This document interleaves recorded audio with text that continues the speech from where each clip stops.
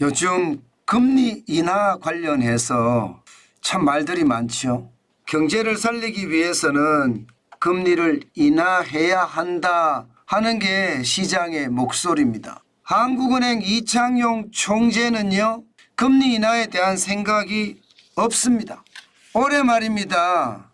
한 번도 인하 안 할 수도 있다는 이야기까지 나옵니다. 시장에서는 당초 적어도 기준금리가 5%에서 0.75% 정도 내려갈 것이다 이렇게 예상을 했거든요. 3.5%의 기준금리가 적어도 말입니다. 3%가 되든지 아니면 2.75%가 되든지 연말 가면 인하될 거라고 예상했습니다. 그런데 여기에 완전히 찬물을 끼얹었습니다. 이창용 한국은행 총재는요, 지난달까지 생각했던 모든 통화 정책이 모두 그 전제가 바뀌었다. 금리 인하를 올해 3번 한다는 것 이제 물 건너갔다 이렇게 이야기하고 있습니다. 저는 이것을 보면서요, 지금 현장 경제는 진짜 어렵잖아요. 여러분들 다 알고 계시잖아요.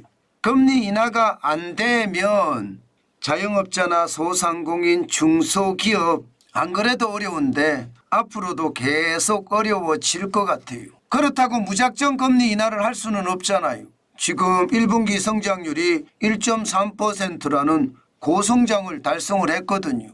여기에다가 미국이 금리를 인하 안 하는데 우리가 인하한다.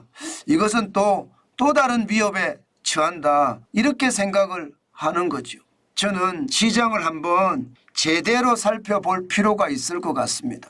돈 뿌리는 문제하고는 좀 다르게 말입니다. 지금 이자 때문에 고통을 겪는 사람들이 너무나 많습니다. 그런 측면에서 봐서는요, 금리를 미국보다 선제적으로 인하하는 것도 한 번쯤 고려를 해봐야 합니다. 물가가 걱정인 건 사실이에요. 그렇지만 물가가 오르는 것이 두 가지가 있거든요. 수요가 많아져서 물가가 오르는 게 있고요.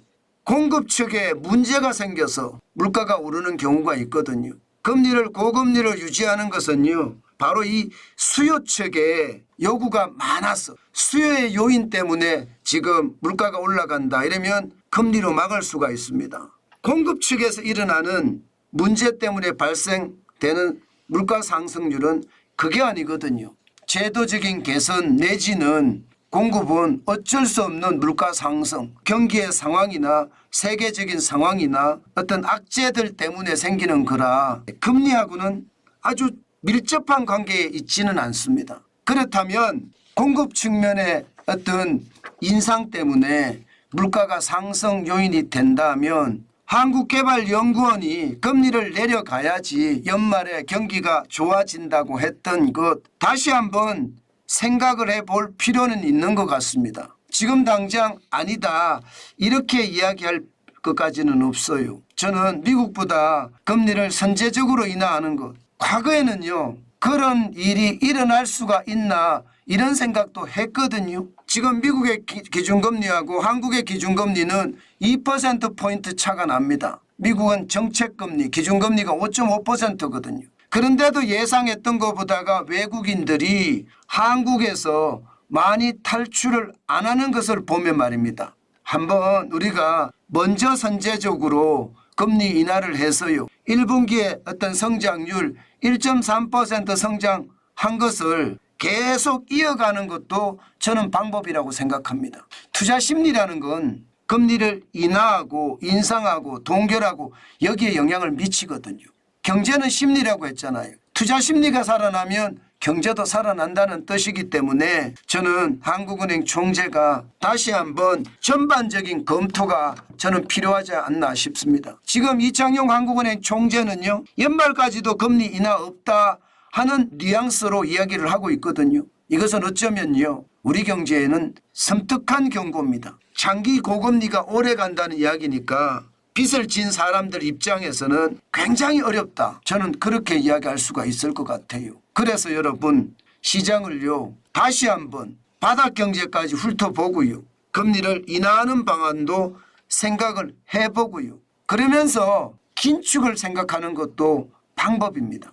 다시 말해서 채권이나 혹은 정부가 갖고 있는 거 있잖아요. 주택 국채 같은 거요. 예, 이런 것을 저는 한국은행이 보유한 대차 대조표를 조정해 가면서 시장의 통화량이 늘어나는 걸 조절하는 방법도 있거든요. 그래서 전체적인 금리를 인하하면서 통화를 긴축하는 방법도 있습니다. 예, 그만큼 말입니다. 통화를 긴축한다는 것은 시중에 돈을 좀 빨아들이라 이런 뜻이잖아요. 그런 뜻으로 총체적인 점검, 전방위 점검, 지금이 꼭 필요할 때가 아닌가 싶습니다.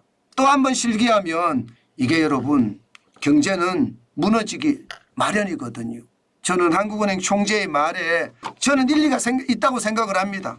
굉장히 많은 생각을 했겠죠. 그렇지만 다시 한번 시장을 좀 지독하게 보는 것, 우리 경제의 투자 심리를 살려내는 것, 저는 그것과 연관이 되어 있다고 생각을 하기 때문에 전반적인 재점검이 필요하다. 그렇게 말씀드리고 싶습니다.